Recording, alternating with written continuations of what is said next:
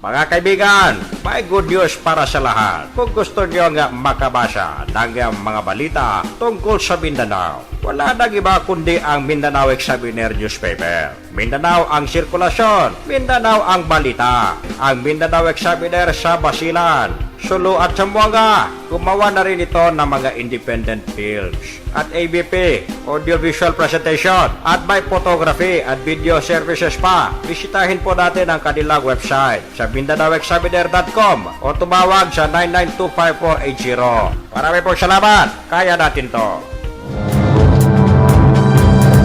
Howdy. Magandang hapon po sa inyong lahat mga kaibigan. Kumusta po kayo sa mga oras na ito? And doon naman po tayo sa ating palatuntunan ang Radio Mindanao.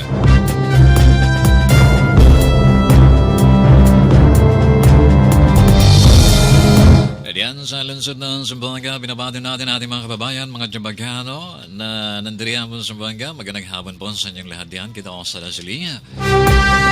And ganun pa rin ang ating mga kababayan na tagapakinig dyan sa Zamboanga, Sibugay Province. Maayong udto o maayong hapon kaninyang tanan diha maigsunan. Inaot nga naan na sila sa maayong panglawas na sa maayong pangisip. Maayong huna-huna, kamubay nagkakauna sa atong paniodo.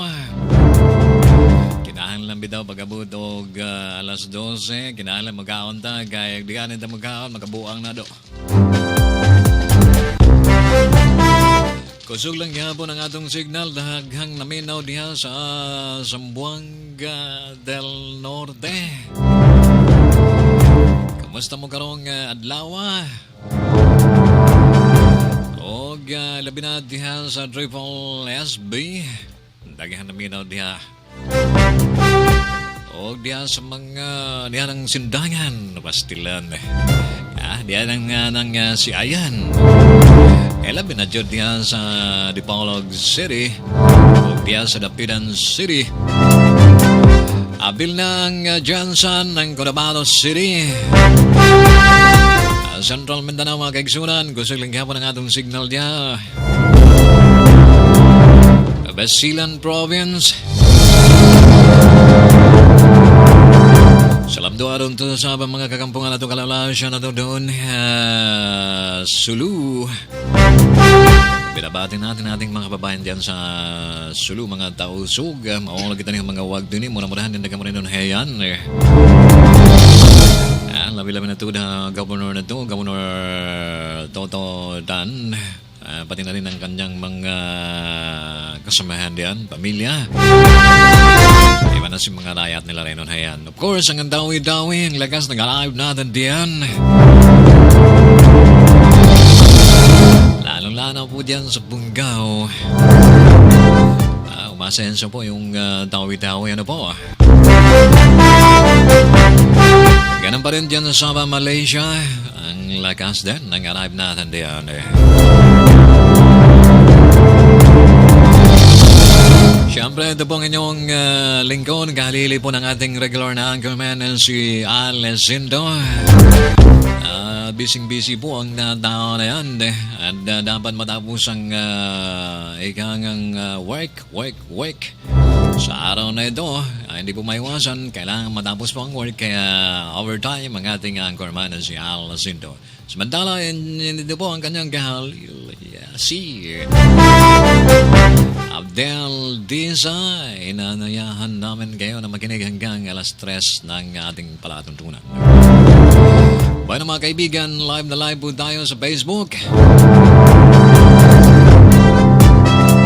at sa Ustream.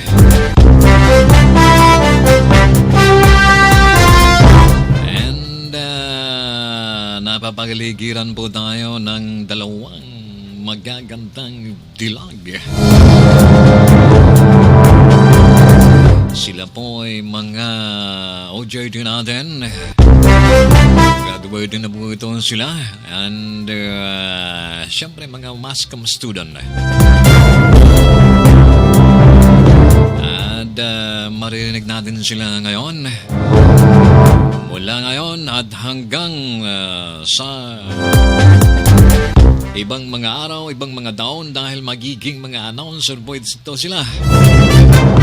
Hindi lang sa radyo, kundi sa mga television natin. Malay mo, baka andiyan sila sa kapamilya, andiyan sila sa kapuso. Paano mga kaibigan, nandito po si Giselle. Giselle, bumati ka muna sa kanila. Ano ba ang apelido mo, Giselle? Legaspi po. Legaspi. Okay, Yes. Giselle, go ahead. Binabati ko yung ka-OJT ko dito sa Mindanao Examiner ng happy birthday si Aha. Christine Bahos. Ayos, nakikinig ngayon. Ano doon sa kabila? Hindi ko alam. Nakikinig siguro ngayon si Christine Bahos. Ayan, Giselle. And syempre, isa pa rin magandang dilag si Colin. Colin, bumati ka muna. Magandang hapon po sa lahat Yes. ng taga Mindanao at sa lahat ng nakikinig po dito at sa lahat po ng classmates ko at mga kaibigan. Ayan, magandang hapon din sa inyong dalawa.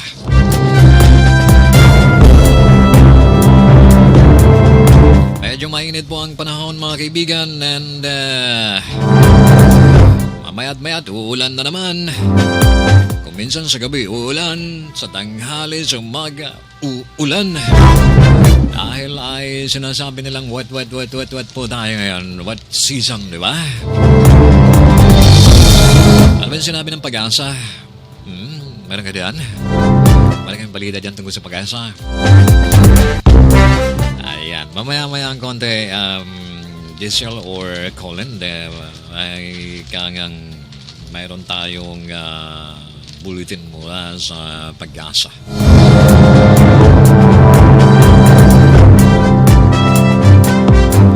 Paano mga kaibigan, ay nago, ang mga kabataan ngayon mapusok, di ba?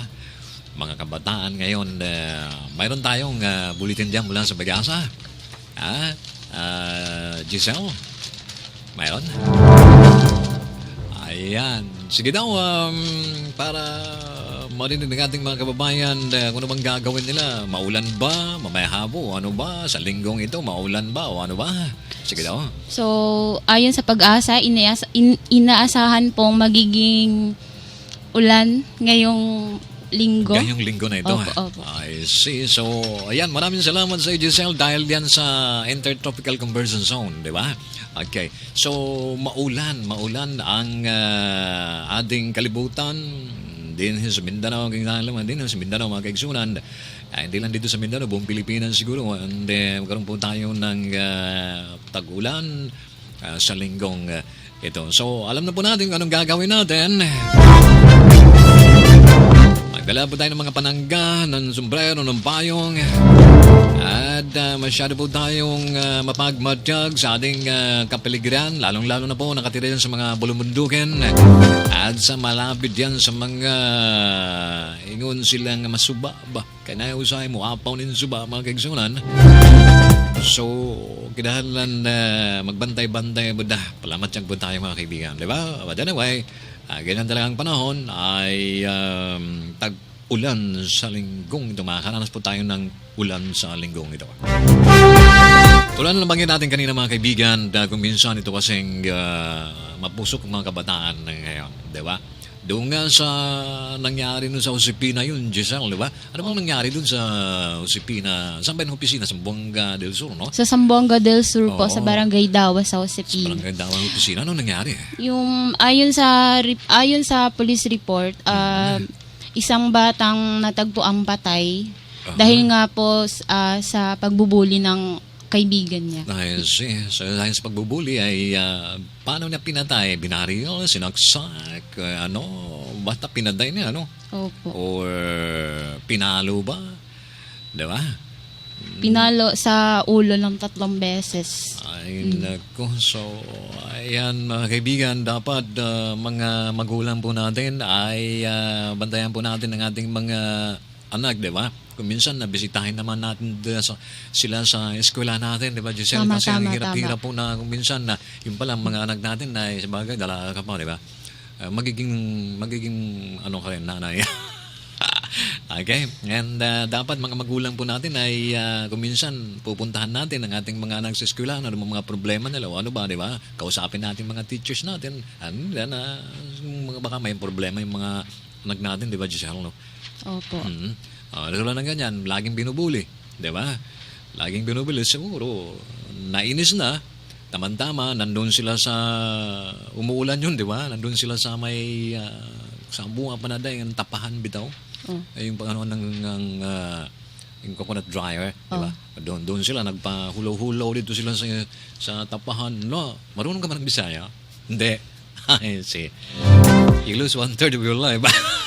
1/3. 1/3. Ayaw ba pag binuwang Bisaya, ha?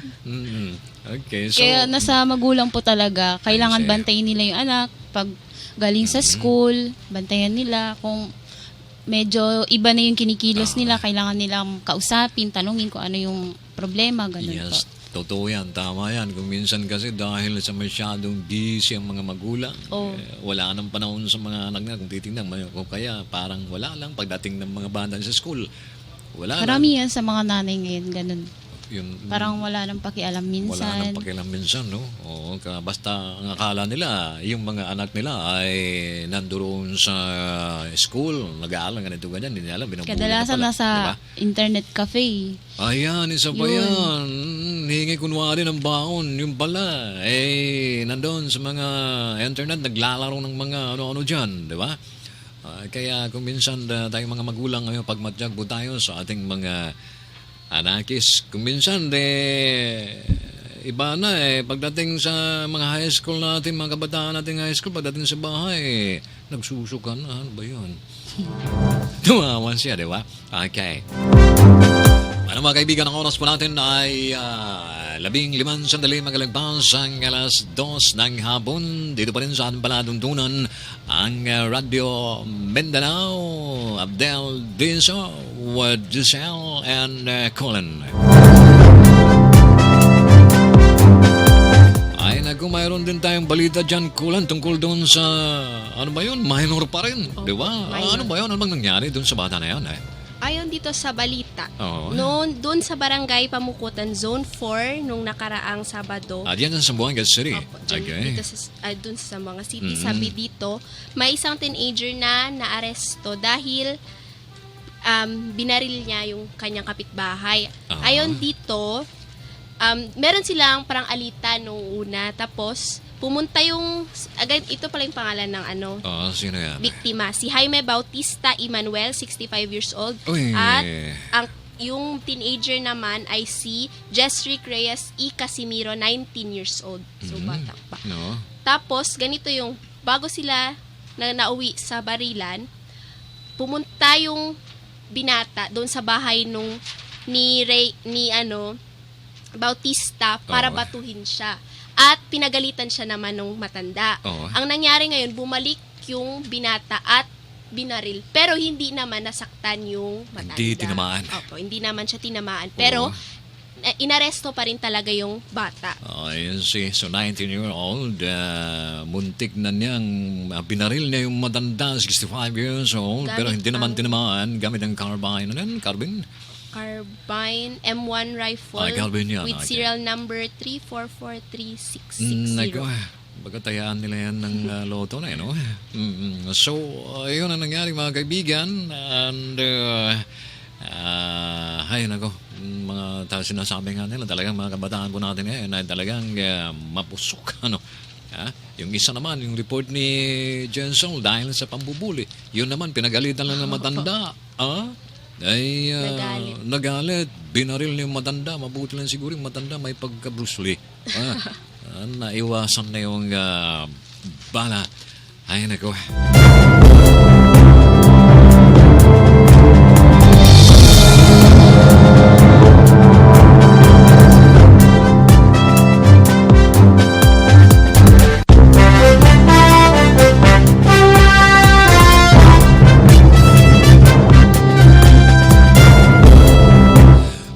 Okay mga kaibigan, patuloy po tayo. Ay, nako.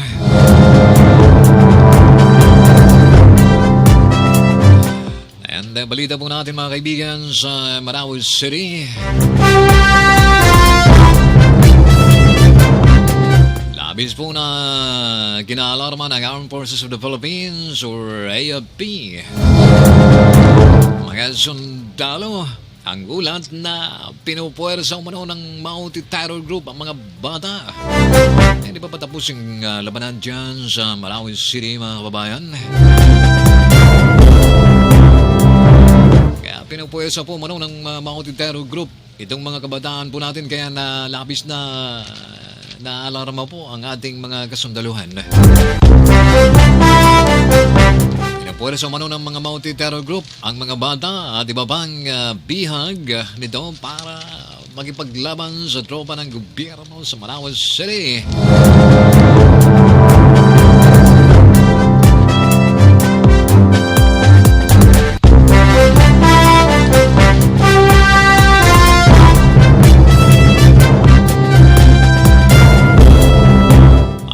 Sinabi po ni AFP spokesman Brigadier General Restituto Padilla, batay sa impormasyon mula sa mga bakwit. Sabi ng mga bakwit ay sinasabak na umano ang mga minor de edad sa giyera. Ano ba itong mga Maudi? Oo, talaga?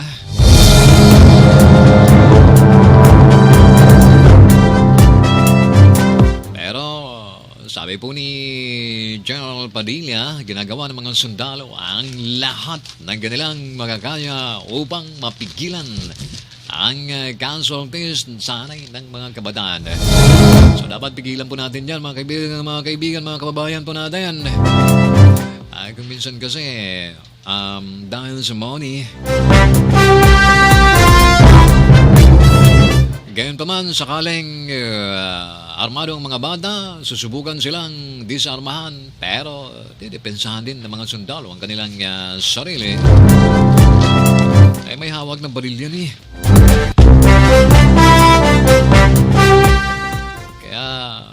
Pero ang ating mga sundalo ay nag-iingat pa rin dahil kawawa ng mga bata yan eh. Ang problema lang dyan, may mga baril yan eh. Sinasanay ng mga mauti yan para bumaril. Sinasanay na magtago. Pero kung sakali mang medyo maunahan po ng mga sundalo na nakataligo dito, hoy! Taas ang kamay. And alam na po ng mga sundalo paano gagawin diyan sa mga minor de edad na yan na napasabak na sumama diyan sa mga Mauti Terror Group na yan.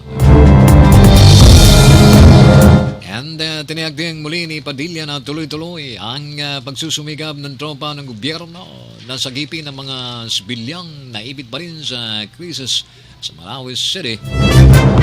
Napanood po natin sa TV, mga kaibigan, nung isang tatlo yun sila eh. Apat na araw dyan sila sa may Lawa. Yung dalawa ay tinarget-target ng mga Mauti. Mabuti na lang yung isa ay nakaligtas. Ayun, na-rescue po siya ng ating mga sundalo.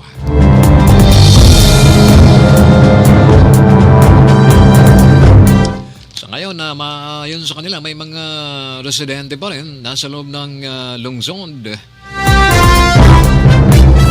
Gaya ng mga matatandang umaapila ng rescue.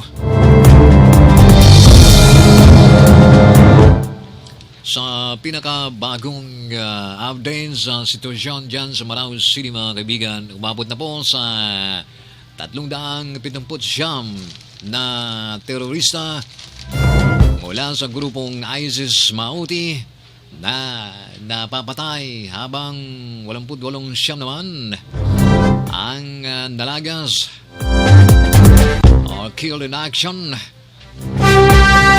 mula sa hanay ng ating pamahalaan. Nasa 1,723 na mga sibil na naman ang nasagip ng mga otoridad, samantalang nasa 30 na sibilyan ang napaslang ng mga terorista. Nasa naman ay matapos na po yan ang kaguluhan ng gera dyan sa Marawi City, mga kaibigan. Sa panahon ngayon, tayo ay magtulungan po natin ang ating mga sundalo, ang ating pamalaan.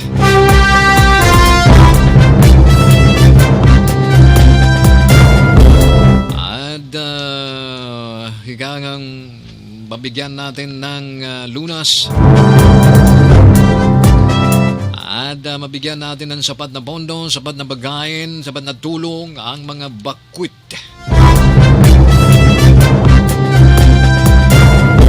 Yung mga may kaya sa buhay, yung mga nakakaraos ay magpadala po tayo ng tulong dyan sa Marawi City. Ano po?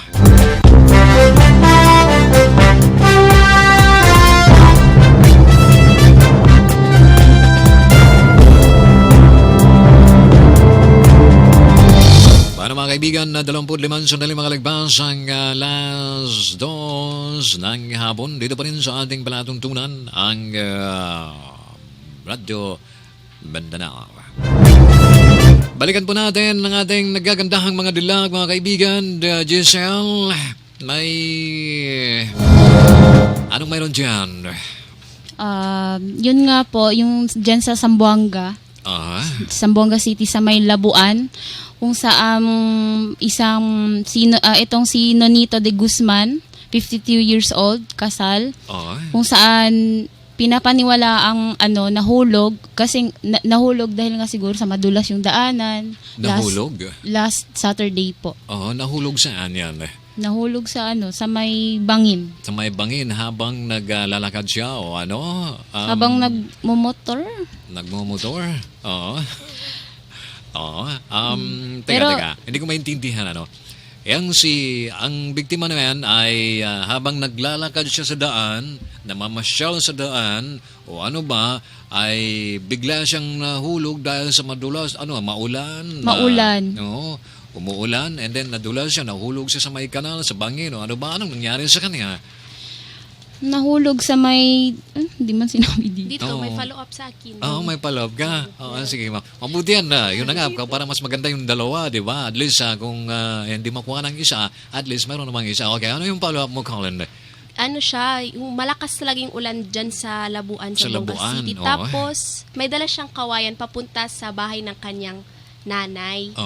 Yun yung nangyari. Tapos, siguro nadulas, pero hindi pa to siya, hinala pa lang na nadulas marahil yung lalaki dahil sa malakas na ulan, tapos may dala siyang bamboo. At yun, natagpuan siya ng kanyang anak. Mismo ang kanyang anak nakatagpo sa bangkay ng kanyang tatay. Tapos nahulog sa bangin o sa tubig ba, ganito ganyan. Opo. And then, lakas siguro ng agos ng Malakas tubig. yung ulan. At hindi niya makayang umahon. So yun, at natagpo ang patay ng kanyang anak. Opo. Ilan taong ba yan siya, yung matanda na? 52 years old at yung anak na nakakita sa kanya, 24 years old. Ay, si babae ba yun? Yung, Lalaki. Si Dexel de Guzman y Sulinap. Ay, baka siguro nahulog kung dagat lang naman yun at ganong klaseng at siguro nabagok yung ulo, tumama sa may tapos hinimatay at hindi na nagising. Okay. So, yung pong pangyayari dyan sa Labuan, Zamboanga City.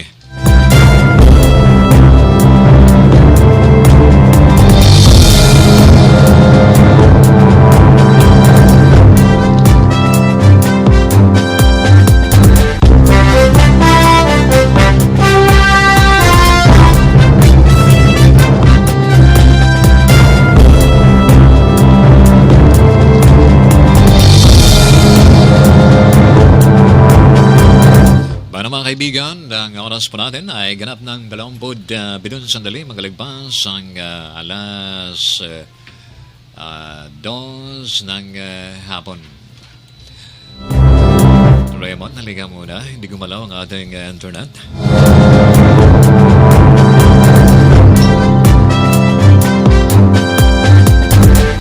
At syempre mga kaibigan, ugalin po natin magbasa ng Mindanao Examiner.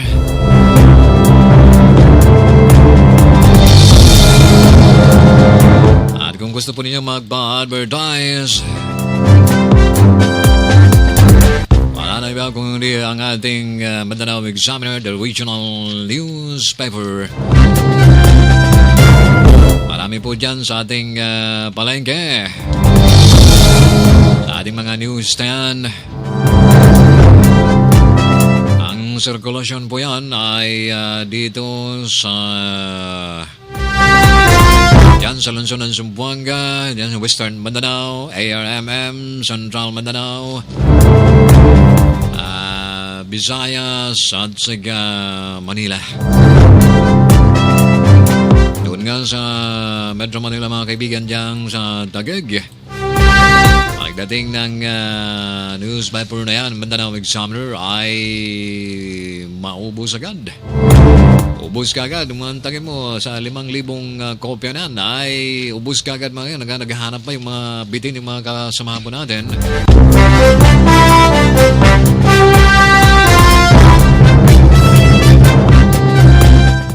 Galiin po natin dahil masyado pong ikangang madali pong maubos dahil gusto po ng mga kababayan po natin taga Mindanao ay gusto nilang nanirahan din sa Manila ay gusto po nilang malaman anong mga balita dito sa Mindanao. Samantala mga kaibigan, tayo ay magpakilala muna.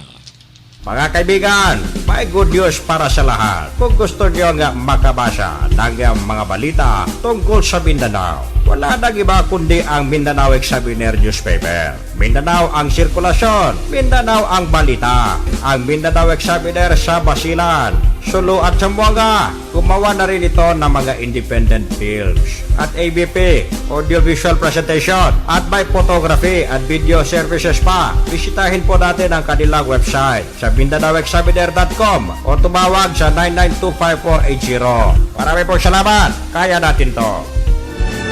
RPN Radio Philippines Network Radyo Ronda D-Triple-X Zamboanga. Member Kapisanan ng mga broadcaster ng Pilipinas. Mga kaibigan, ang oras po natin ay ganap ng 2:30. Kaya pa rin ay nakikinig sa ating palatuntunan mga kaibigan ang Radio Mindanao.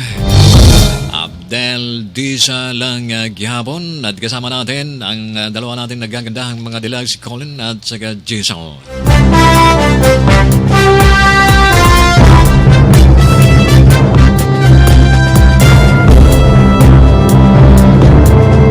And dyan sa lungsod ng Zamboanga, mayroon namang water interruption. Kumusta kayong mga tubig natin dyan sa lungsod ng Zamboanga, Colin? Ayon sa advisory ng Zamboanga City Water District, magkakaroon tayo ng water interruption sa lahat ng barangay or mga lugar na babanggitin ko. Triplet Road, Zamboanga International Airport, Johnston Drive, Canalar Moret, Governor Camins Avenue, El Paso Drive, sa right side junction ng Governor Camins Avenue, to Mayor Haldon Road, to intersection ng Governor Alvarez Street, to MCC Climaco Avenue, to Mayor Haldon Road, Ledesma Street, M. Calixto Street, Dr. Varela Street, Alejo Alvarez Street, Buenavista Street, at left side intersection Baliwasan Chico to San Jose Road, to Governor Camins Avenue to Junction San Jose Road, Buenavista Street. Mangyayari po yung water interruption from 9 a.m. to 12 midnight, July 2017, Tuesday. Dahil sa zero pressure test and water adequacy test. Ay, bukas po bukas yan, Colin, no? Bukas. Opo, bukas. So, mag-umpisa po yan ng alas ng umaga, no? 9. Alas 9 ng umaga hanggang sa 12 matapos midnight. hanggang 12, no? Okay, so, tandaan po natin mga kaibigan, mayroon po itong water interruption diyan sa lungsod ng Zamboanga at nabanggit na po ni Colin anong mga barangay ang apektado sa water interruption na yan. Kailangan mamayang gabi mag-impok na po tayo ng tubig, mag-give na tayo ng tubig. Yan tayo ng ating mga galon, mga balde natin dyan para hindi tayo mawalan ng tubig. Ano po? Ay, ganyan talaga yan. Okay.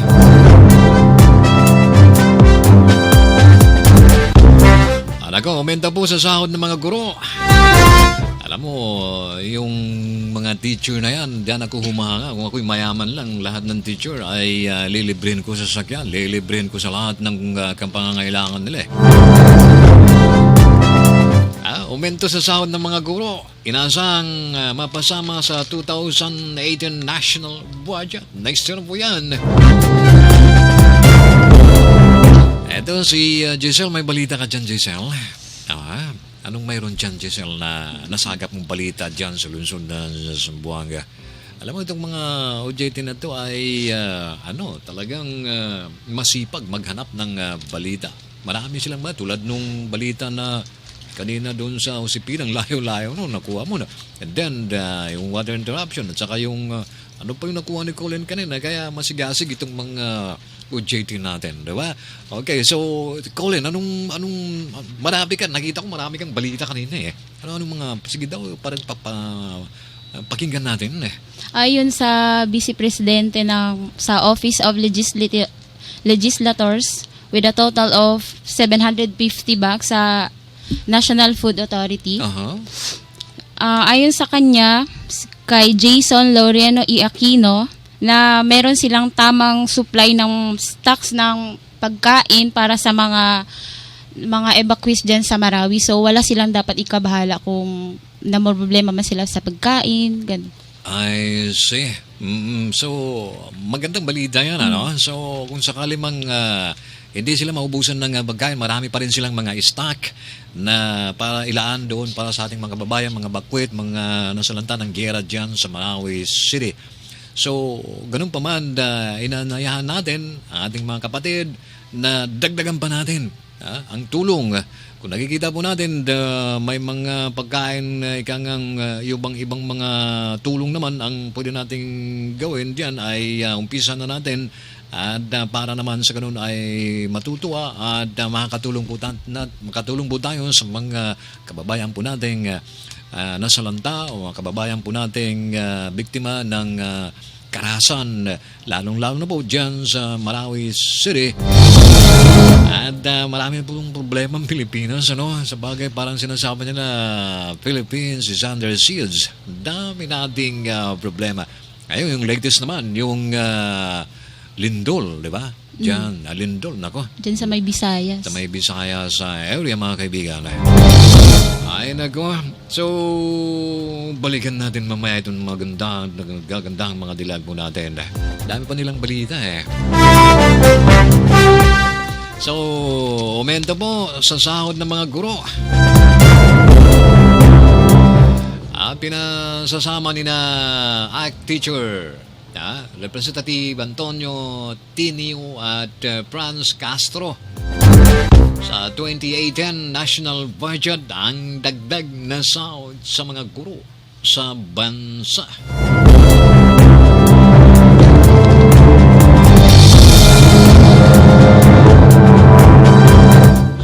Ginit po ni Tinio na bumabangko sila sa pangako mismo ni Pangulong Rodrigo Duterte na kasunod sa pagtaas ng sahod ng mga sundalo at pulis ay ang increase naman ng sahod ng mga guro mula sa pampublikong paaralan.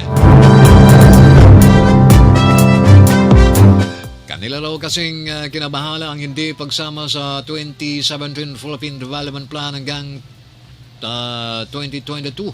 Ang aumento sa sahod ng mga empleyado ng gobyerno, kabilang na ang mga public school teachers.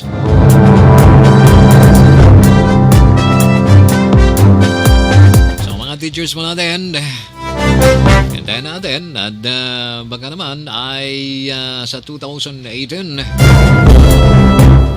ay matanggap mo tayo ng aumento ng ating sahod. O nga naman, kung minsan mababa lang ating sahod, ay mababa din ang ating utang. Pag lumaki naman ang ating sahod, lumalaki rin ang ating utang.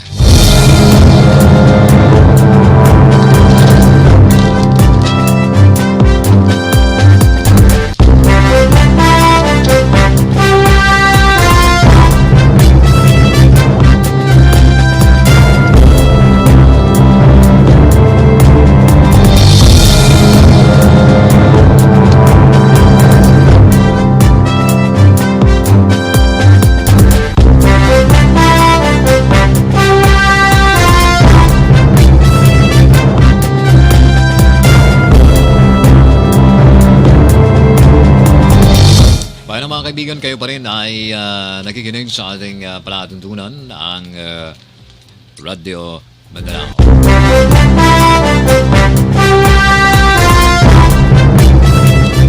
Ikalawang sona ni Duterte, panatilihing simple lang.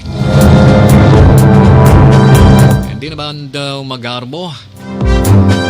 Walang magarbong paghahanda ang mababang kapulungan ng Kongreso para sa ikalawang State of the Nation Address ni Pangulong Rodrigo Duterte sa Hulyo 24.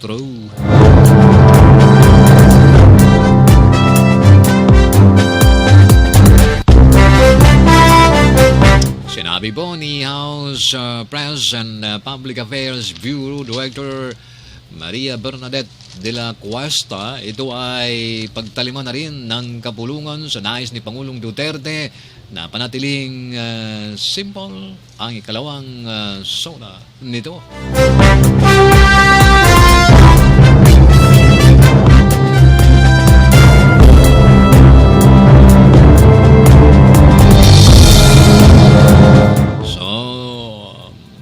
Anong masasabi ng ating mga kababayan na gusto pa ba ninyong ituloy, extend ang martial law?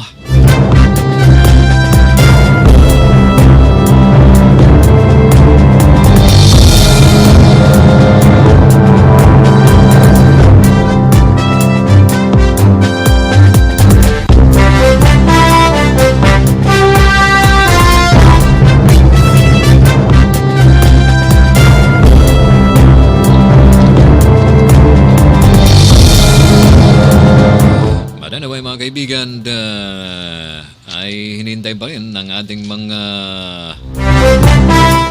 report ng ating mga sundalo. Kung sa tingin ba nila ay talagang mapayapa na, ay magre-recommenda yan sila sa ating presidente.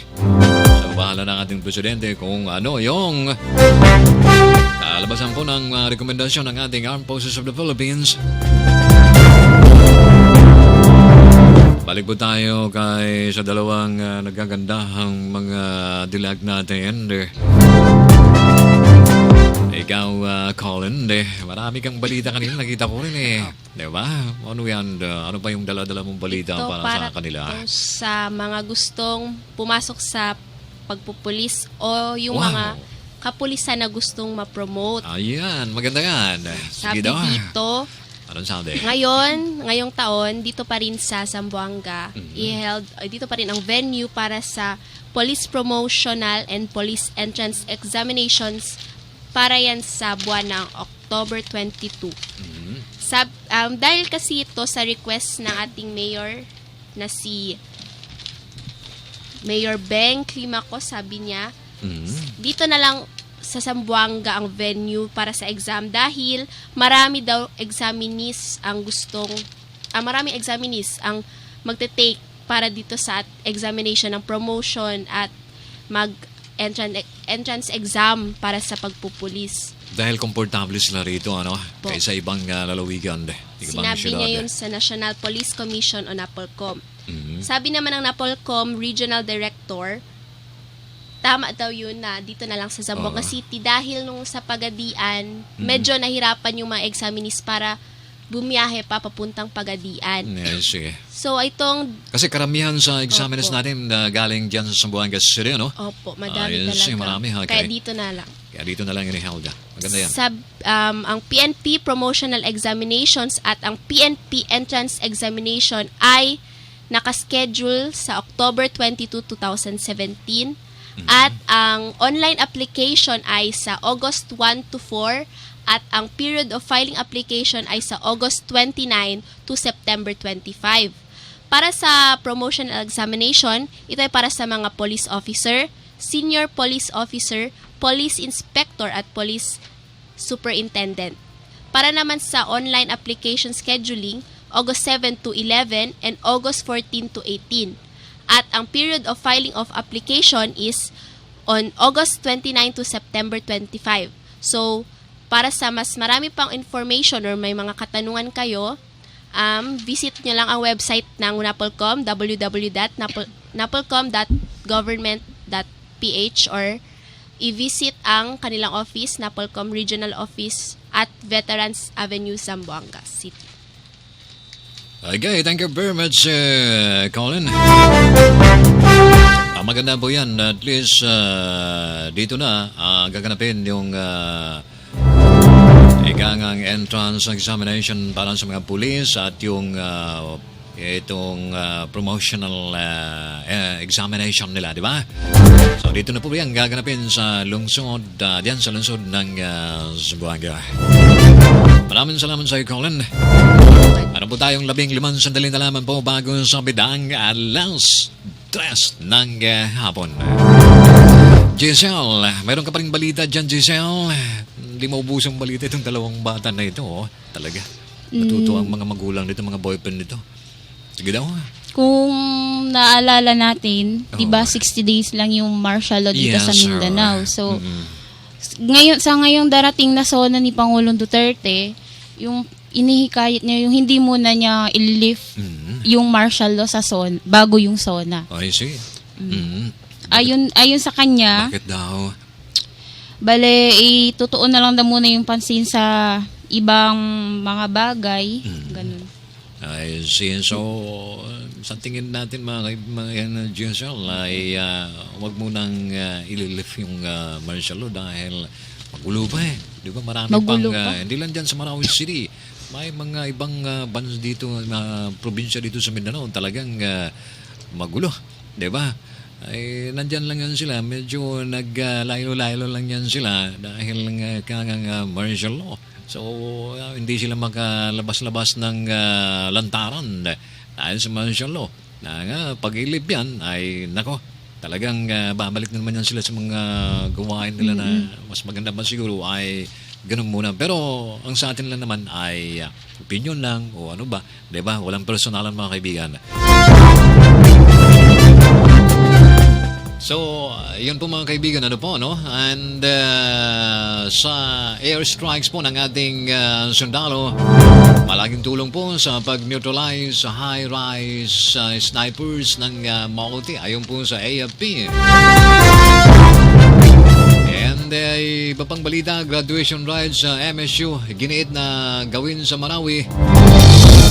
Wish po nila na makadalo si Presidente Duterte. Kawawa naman po yung mga kababayan, lalo na po yung mga estudyante po natin, ano po. And pagpapalawig po sa martial law sa Mindanao, pag-uusapan bago ang SONA ni Duterte.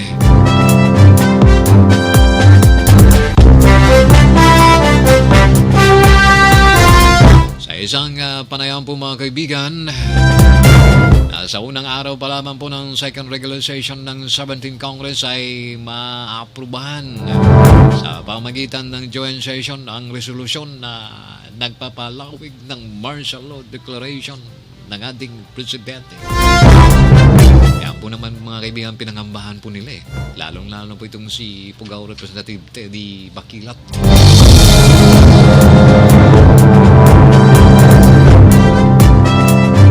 Batay po sa 1987 Constitution, maaring palawigin ng Kongreso ang martial law proclamation o ang suspension ng writ of habeas corpus sa period na kailangan din itong itakda kapag magpatuloy ang invasion or rebellion at kung kailanganin ito para matiyak ang seguridad ng publiko. Magulo nga tayo eh. Samantala,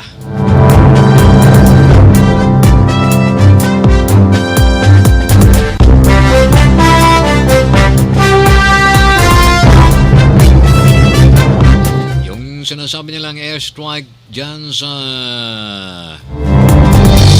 isa po yung malaking tulong sa pag-neutralize sa high-rise snipers ng Maute ayon po sa Armed Forces of the Philippines.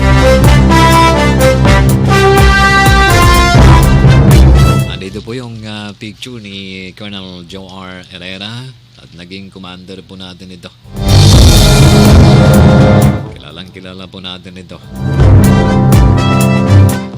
Target po ngayon ng militar sa Marawi City ang mga snipers sa teroristang Maote na nakatalaga sa mga high-rise building na isa sa malaking hadlang ng government forces para tapusin ang gera sa nasabing syudad.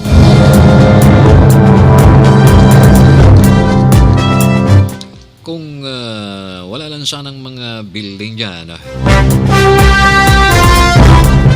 or kung minsan kasi nahirapan po ang ating mga sundalo sa paghabol nitong mga multi-terror group na ito.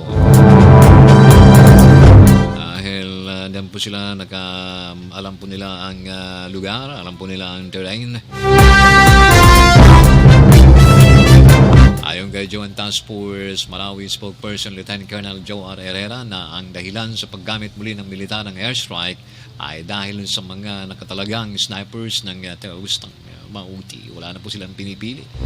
Basta mayroon silang makitang tao sa daan ay kanilang binabaril.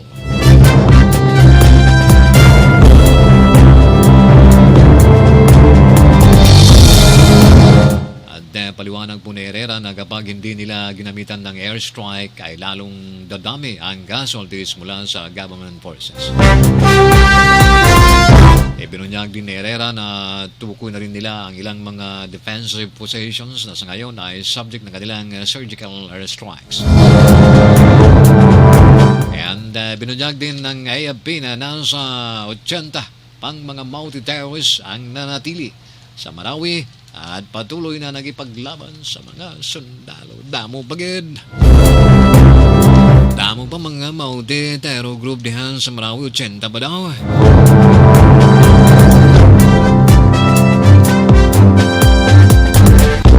Ay naku mga kaibigan, masamang balita po ito. Big time oil price hike ipatupad bukas. Oh no.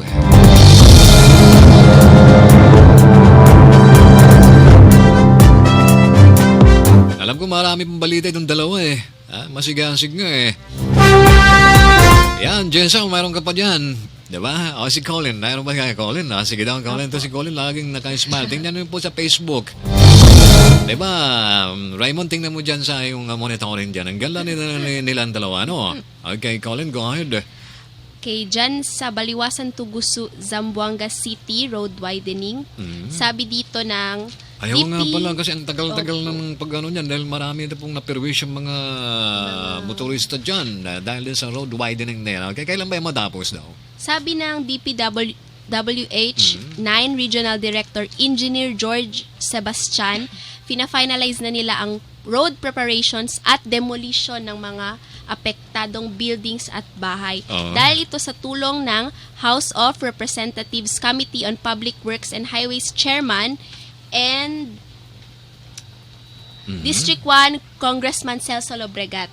So tumulong si Congressman Celso Lobregat para makipag-negotiate sa mga tao na ayaw talagang ipagiba yung mga bahay nila at yung mga buildings. Sabi dito, dahil sa tulong ni Congressman Lobregat, pwede nang nakipagkasundo na yung mga mamamayan, pati yung mga nakatira sa mga bahay nila na magkakaroon na ng mas mabilis ngayon na pag-conduct ng road widening dahil okay na yung bayaran. Nagkaroon na ng maayos na negosasyon. Maayos na negosasyon dahil siyempre babayaran pa yan yung bahay na i-demolish kasi sa kanila yung lupa na yan and babayaran yan ng ating local government. At siyempre nagkasundo na sila. Diba? So maganda yan. So I do hope itong taon na ito matapos na yan at maganda na po yung takbo ng ating mga motorista dyan at yung sa nang dahil dyan ay ayon pa sa kanila ay bumper to bumper. Ang dyan yung tawag nito yung mga sasakyan po natin talagang matraffic. Diba, Colin? Apo. Ayan.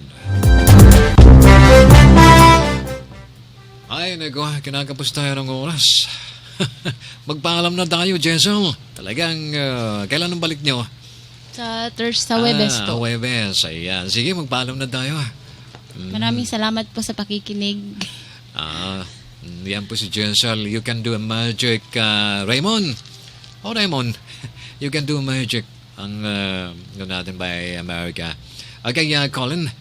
Maraming salamat po sa lahat ng nakinig at hanggang dito lang ulit sa Webas ulit. Ayan. So, napanood po ninyo sila o kami. Ayan, yung isa hindi masyadong makita, yung ako hindi ako masyadong makita dahil masyadong madilim eh. Di ba?